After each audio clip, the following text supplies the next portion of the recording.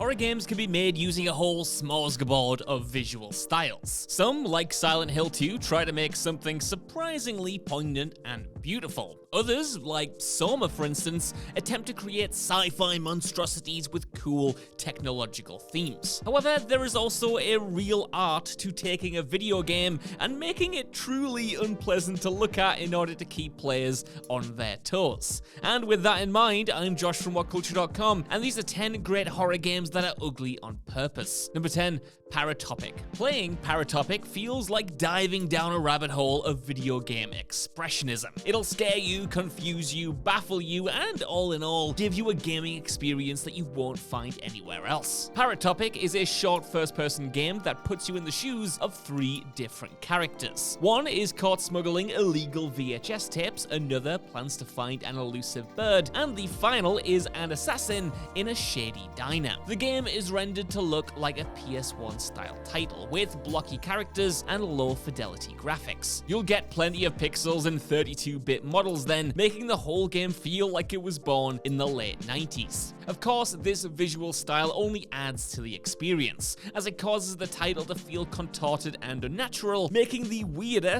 / more frightening moments all the more abrasive. It's a game that you won't be able to put down once you get started, and to be fair, you literally kinda can't since it doesn't have a save function, but even so, you wouldn't want to anyway. Number 9, I'm Scared. If you're not a fan of pixels, well, you'd better get used to them, because they will appear quite a lot on this list, and this great game is a solid way to start. I'm Scared, also known as I'm Scared: A Pixelated Nightmare, is an innovative yet simple horror that will, as the title suggests, scare the holy hell out of you. It's a first-person experience where you are tasked with collecting keys and surviving against a relentlessly stalking villain known as Whiteface. But the game itself soon begins to outright lie to you, messing with your PC and head thanks to the meta mechanics. See, while the game's ingenious gameplay choices are a major part of its appeal, there's also a significant focus on the visuals. Everything is styled to look as reduced and minimal as possible, with pixel art and 32-bit graphics galore. This gives the game an otherworldly feel that captures the sense of being trapped somewhere strange and alien. Of course, when you're in an entirely unfamiliar and ugly environment being mocked by a creepy floating pixelated face, you're probably going to be a little bit on edge. And hey, who said pixels can't be scary? Number 8,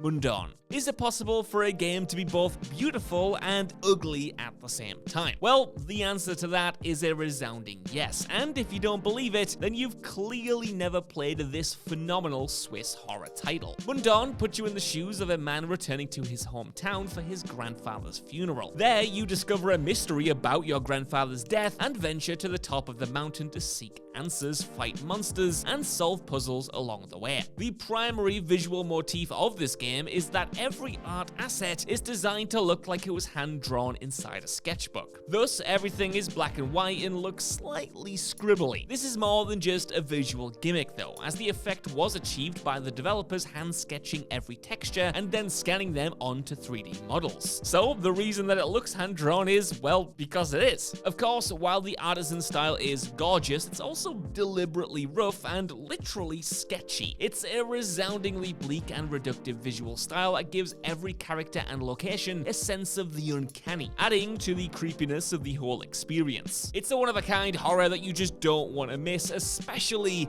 after the amount of work it took to get it looking like this in the first place. Number 7, Faith: The Unholy Trinity. We've talked already about 32-bit games, but why not go even further? Let's take the bits down even more. And in doing so, let's delve right into the really old-school styled world of the Faith trilogy, a collection of games that not only act as a love letter to 8-bit gaming, but prove that reductive graphics are sometimes rather fittingly a blessing and not a curse. Faith is a game that puts you in the shoes of a young priest struggling against a whole heap of spiritual issues, such as cultists, diminishing faith, and of course, demons. So prepare yourself to perform exorcisms and battle against the forces of hell across 2 fully realized chapters and 1 that's yet to appear. The intention of this game is to explore the satanic panic of the 80s, which is why the retro graphics are so fitting. Despite the intentionally threadbare visuals though, the game is still tense and frightening. This can be seen, or rather heard, in the sound design especially, which gives a sharp and punchy edge to all of the demonic creatures that you encounter. The whole thing is a testament to the storytelling power of the gaming industry, as despite being so visually minimal, the game is still a rich and thrilling experience. Number 6, Iron Lung. In many ways, you could call this game an ugly version of Subnautica in that it's based underwater, has sci-fi elements, features scary deep-sea beasties, and will make anyone with thalassophobia need a change of trousers. Still, despite those similarities, it is still a one-of-a-kind experience. Iron Lung is an exercise in simplicity. In the game, you are trapped inside a claustrophobic submarine and forced to investigate the depths of a blood ocean on a barren moon, which, when you phrase it like that, does sound pretty metal. In the game, you're stuck inside this sub with no view of the terrors around you, save for photos that you can take on a camera connected to the vehicle. And as you might expect, it seems like there's something else swimming alongside you. The inside of this submarine is kinda just repulsive to look at as well, as the whole thing is covered with rust and has poor lighting. This leads to an incredibly intense feeling of being trapped with nowhere to escape to. Plus, the graphics themselves generally are deliberately dated, rendered with a PS1-esque visual style, making the submarine itself seem rustic and archaic. When you're trapped under a sea of blood, being hunted by an unbeatable predator, you'd probably want the best technology possible, but that's definitely not what you get here. Number 5, Harvester. Point and click and horror aren't exactly the kind of genres that you'd expect to mesh well. Despite that, there have been some stellar titles that utilize the medium, such as The Cat Lady, The Walking Dead, and Detention. But while those games range from stylish to macabre, this twisted 1996 title can best be described as grotesque. This adventure game sees you take control of an 18-year-old called Steve Mason, and this poor lad has amnesia, which is a common theme amongst horror protags, and old Steve ends up getting dragged into doing strange tasks for a cult organization known as the Order of the Harvest Moon. And all of this is depicted with live-action actors scanned into the game. One major focus of the visuals as well is a reliance on slimy, gross, and meaty environments. As a result, there are plenty of backgrounds that will unsettle your stomach, as they are designed to be as fleshy and grim as possible. The grittiness of the live-action actors as well in this world only makes the aesthetic all the more disturbing. Overall, Harvester is an utterly bonkers, ugly, and ludicrous game that thrives on being as lowbrow and as wild as possible. Number 4, Outlast. In the last decade, most people making articles, let's plays, or any review on horror games has probably used Outlast as its bread and butter. What I mean is, you hardly hear anyone talk about spooky games without hearing this title mentioned at least once, but that is for good reason. If you're one of the 3 people not already aware, Outlast is a first-person horror that forces you to explore the decrepit and terrifying Mount Massive Asylum.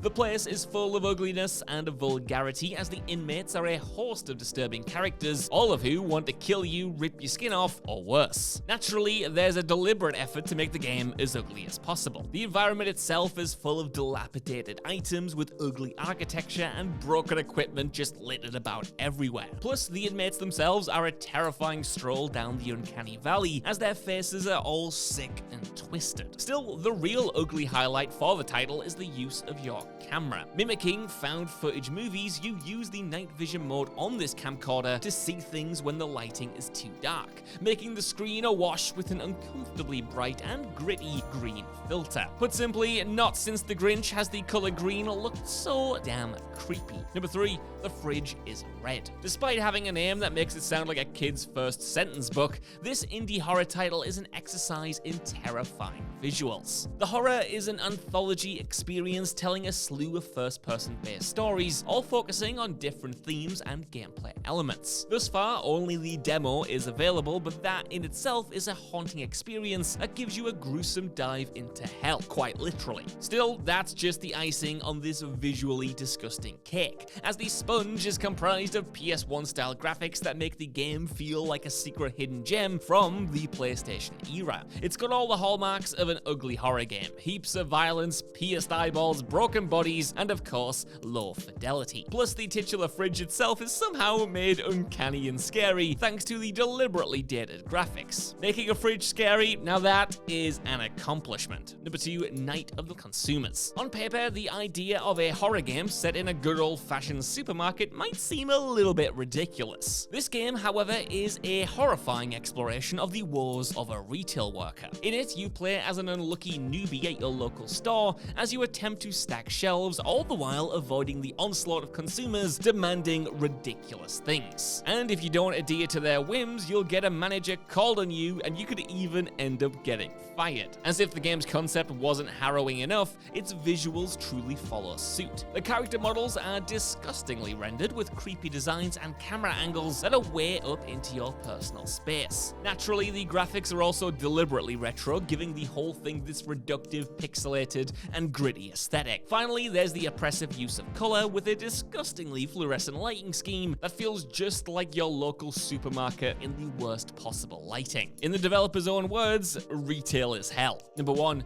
Murder House. Puppet Combo is a development studio known for making wild, violent, and ugly games. Seriously, their whole repertoire could appear on this list. But when it comes to picking a magnum opus from this quirky company, there can be none other than Murder House, which is a game so vile that Japan even banned it, which is quite something. Murder House takes you, the player, and puts you in, well, the murder house, go figure. Here you play as a news crew member who breaks into the home of an executed serial killer, and if that sounds like a bad idea, well, it's because it definitely is. There, you soon enter a fight for survival against a terrifying killer known as the Easter Ripper. The visual style, of course, is integral to the gaming experience, as the, again, PS1 style graphics combined with the grainy camera quality makes the whole thing feel like it's from a bygone time. Seeing as the title is a lovingly send-up to the slasher genre though, this feels incredibly appropriate, giving the game a classic late 80s vibe. Everything about the game looks creepy, with not just the terrifying bunny killer giving you chills, but every character is rendered with an ugly uncanniness that makes the whole thing feel like a waking nightmare. So that's our list. I want to know what you guys think down in the comments below. Have you played any of these horror games, and are there any others that you think are ugly by design that should have been on here? Let me know, and while you're down there, could you please give us a like, share, subscribe, and head over to What Culture Gaming for more lists and news like this every single day. Even if you don't though, I've been Josh, thanks so much for watching, and I'll see you soon.